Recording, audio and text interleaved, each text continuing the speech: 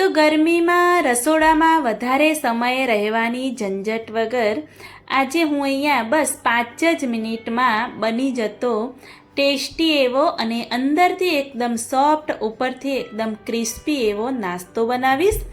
આ નાસ્તો છે એ તમે તમારા બાળકોને સ્કૂલે જતાં પણ બનાવીને આપી શકો છો। એવો ઝટપટ બનીને તૈયાર થઈ જાય છે અને સાંજ માટે હળવું કંઈ ખાવું હોય તો એના માટે પણ તમે બનાવી શકો છો। હેલો એવરીવન, સ્વાગત છે તમારું અર્ચનાની વાનગીમાં। નાસ્તો બનાવવા માટે મેં અહીંયા એક મોટું બાઉલ લઈ લીધું છે અને પહેલેથી જ આપણે મોટા બાઉલનો ઉપયોગ કરવાનો। તો એક મોટું બાઉલ લઈ અને એક નાના બાઉલના માપ પ્રમાણે મેં અહીંયા સૂજી લઈ લીધો છે અને સૂજી જે ઝીણો આવતો હોય છે એ લેવાનો। સૂજી કહો કે રવો કહો બંને એક જ છે। તો મેં અહીંયા એક બાઉલ ભરી સૂજી લઈ લીધો છે। જો મોટો સૂજી તમારી પાસે હોય તો એને મિક્સરમાં થોડો એવો ઝીણો કરી દેવાનો અને એ જ બાઉલના માપ પ્રમાણે મેં અહીંયા અડધો બાઉલ ભરી દહીં લઈ લીધું છે। જે બાઉલ ભરી આપણે સૂજી લીધો એનાથી અડધો બાઉલ આપણે દહીં લઈ લેવાનું અને દહીં ખાટું હોય કે મોળું હોય કોઈ પણ ચાલશે। તો દહીં અંદર એડ કરી અને સૂજી અને દહીંને પહેલાં તો આપણે મિક્સ કરી દઈશું। પહેલાં દહીં અને સૂજીને આપણે બરાબર મિક્સ કરી દેવાનું અને પછી અંદર આપણે પાણીનો ઉપયોગ કરીશું। તો જે વાડકીમાં મેં દહીં લીધું હતું એ જ વાડકી અડધી વાડકી ભરી મેં પાણી એડ કરી દીધું છે અને આપણે ફરીથી એને મિક્સ કરીશું। વધારે પાણી ન પડી જાય અને વધારે ઢીલું ન થઈ જાય એનું પણ ધ્યાન રાખવાનું। તો બસ આ રીતેનું ઢીલું એવું આપણે બેટર બનાવીને રેડી કરી દીધું છે। તો સૂજી આ રીતે થોડો એવો પલળે ફૂલે એના માટે બંધ કરી આપણે 5 થી 10 મિનિટ માટે એને રેસ્ટ આપીશું। થોડો એવો એને ફૂલવા દઈશું। 5 મિનિટ જેવું થયું છે તો આપણે ચેક કરીશું। તો તમે જોઈ શકો છો કે સૂજી સરસ એવો પલળી ગયો છે અને સરસ એવો ફૂલી ગયો છે। તો હવે આપણે અંદર બીજા મસાલા કરવાના છે એ મસાલા કરીશું। મસાલામાં મેં અહીંયા 2 લીલા મરચાં લઈ લીધા છે, એકદમ ઝીણા સમારીને અંદર એડ કરવાના। આમાં આપણે લાલ મરચાંનો ઉપયોગ નથી કરવાનો, એટલે એ રીતે તમારે જેવું તીખું જોઈએ એ રીતે લીલા મરચાંનો ઉપયોગ કરવાનો। 1 ટેબલસ્પૂન આદુની પેસ્ટ આપણે અંદર એડ કરીશું। 1 મીડિયમ સાઇઝની ડુંગળી ઝીણી એવી સમારીને અંદર એડ કરવાની। થોડી એવી કોબીજ અંદર એડ કરી દઈશું અને થોડું એવું ઝીણું એવું સમારેલું કેપ્સિકમ આપણે અંદર એડ કરી દઈશું। હું અહીંયા અચાનક જ માનવ માહિર માટે નાસ્તો બનાવતી હતી એટલે મારી પાસે જેટલા વેજીટેબલ અવેલેબલ હતા એ મેં એડ કર્યા છે। તમારી પાસે જે હોય, તમને જે મનપસંદ હોય એ તમે એડ કરી શકો છો। થોડી એવી કોથમીર અંદર એડ કરી અને આપણે સરસ એવું પહેલાં તો મિક્સ કરી દઈશું। સૂજી અને જે બધા જ વેજીટેબલ એડ કર્યા છે એ બધાને ફરીથી આપણે આ રીતે પહેલાં તો મિક્સ કરવાનું। તમારે જેટલા વ્યક્તિ માટેનું નાસ્તો બનાવવો હોય એ રીતે તમે સૂજીનું માપ લઈ શકો છો।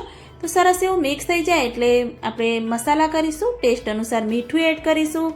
1/2 ટેબલસ્પૂન મેં અહીંયા ચાટ મસાલો એડ કર્યો છે અને 1 ટેબલસ્પૂન કાળા મરીનો પાવડર એડ કર્યો છે। તો બધું જ સરસ એવું મિક્સ કરી દઈશું। બસ આપણે આટલા જ મસાલા કરવાના છે। ચાટ મસાલો એડ કરવાથી જે નાસ્તાનો ટેસ્ટ આવે છે એકદમ સરસ આવે છે। તો બસ આટલા મસાલા એડ કરી મિક્સ કરી અને ફરીથી ટેસ્ટ કરી લેવાનું। જો કંઈ ખૂટતું હોય તો તમારે અંદર એડ કરવાનું।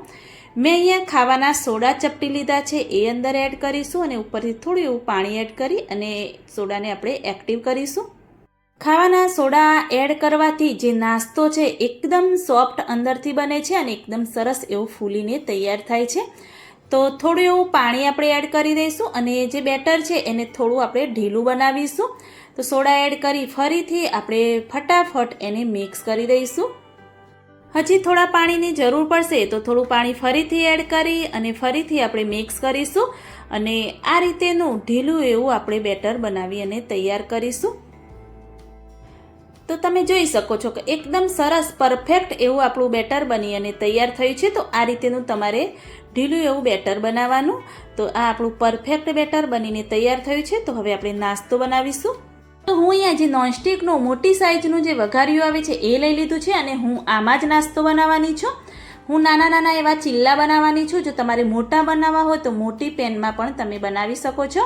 થોડું એવું તેલ એડ કરી, થોડી રાઈ એડ કરી અને થોડું એવા તલ આપણે અંદર એડ કરી દઈશું અને જે બેટર બનાવી છે એ 2 નાની ચમચી ભરી આપણે અંદર એડ કરી દઈશું।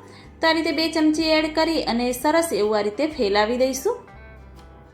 અને હા, આ નાસ્તો બનાવતી વખતે એકદમ ક્રિસ્પી બનાવવા માટે એને ગેસની ફ્લેમ એકદમ મીડિયમ રાખી ઢાંકી અને આપણે એને થવા દઈશું. થોડું એવું નીચેથી શેકાશે એટલે આપોઆપ એ ઉથલી જશે. તો ખોલી અને આપણે ચેક કરીશું તો તમે જોઈ શકો છો કે બંને બાજુથી સરસ એવું ખુલી ગયું છે. તો આ રીતે નીચેનો ભાગ શેકાઈ જાય એટલે એને ઉલટાવી અને નીચેનો ભાગ ફરીથી આપણે એકદમ ક્રન્ચી ક્રિસ્પી બનાવી અને તૈયાર કરીશું. તો ફરીથી આ રીતે ઉલટાવી અને ઢાંકી અને તમે એને થવા દઈ શકો છો. આ રીતે બંને બાજુ શેકાતા 1 મિનિટ જેવો સમય લાગે છે. તો ફરીથી ચેક કરીશું નીચેનો ભાગ શેકાયો છે કે નહીં એ પણ આપણે ચેક કરી લઈશું. આવી રીતે ઉલટાવી અને ચેક કરી લેવાનું. તો તમે જોઈ શકો છો કે નીચેનો ભાગ સરસ એવો શેકાઈ ગયો છે અને નાસ્તો આપણો એવો ટેસ્ટી બન્યો છે, ક્રિસ્પી ક્રન્ચી બન્યો છે. જોઈને ખાવાનું મન થાય, મોંમાં પાણી આવી જાય એવો આપણો આ નાસ્તો બનીને તૈયાર થાય છે. તો ફરીથી જે મેં બેટર બનાવ્યું છે બધો જ નાસ્તો હું આ રીતે ધીરે ધીરે બનાવી અને તૈયાર કરી દઈશ. તો મોટી કોઈ કડાઈ હોય નોનસ્ટિકની એમાં પણ તમે બનાવી શકો છો, કોઈ પેન હોય એમાં પણ તમે બનાવી શકો છો. આ રીતે ફટાફટ હું બધો નાસ્તો બનાવી દઈશ અને સર્વિંગ પ્લેટમાં લઈ લઈશ. તો તમે જોઈ શકો છો કે મેં નાસ્તો બધો જ બનાવી અને રેડી કરી દીધો છે. તો હું તમને બતાવું કે અંદરથી એકદમ સોફ્ટ બને છે અને ઉપરથી એકદમ ક્રિસ્પી એવો આ નાસ્તો બની અને તૈયાર થાય છે.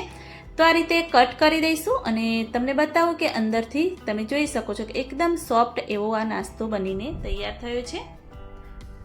જો સ્કૂલે જતા બાળકો માટે નાસ્તો બનાવવો હોય તો સવારે વહેલા ઉઠવાની ઝંઝટ વગર બસ 5 જ મિનિટમાં બની જતો આ નાસ્તો તમે પણ મારી રેસીપીથી એકવાર ચોક્કસથી ટ્રાય કરજો અને મને કમેન્ટમાં જરૂરથી બતાવજો કે મારી આ નાસ્તાની રેસીપી તમને કેવી લાગી અને આગળ તમારે તમારા બાળકો માટે કઈ નાસ્તાની રેસીપી જોઈએ છે એ પણ મને કમેન્ટમાં જરૂરથી બતાવજો.